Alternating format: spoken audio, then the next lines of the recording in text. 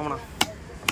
அன்றைக்கி நீ தானே சீலா பெரிய சீலா காசே கொடுக்க மாட்டேன்ற நீ யூடியூப்பில் ஃபேமஸ் ஆகிறதுக்கு பெரிய மீன்களை எடுத்துடுற எங்கே வரவும் மாட்டேங்குது பொட்டியாண்டி அன்றைக்கி எத்த சீலாவை இருக்கும் பாருண்ணா.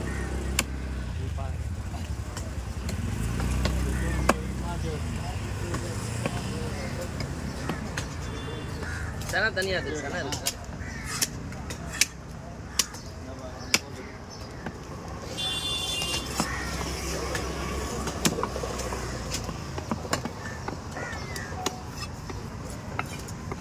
என்ன கை காட்டி பேசியிருந்தானா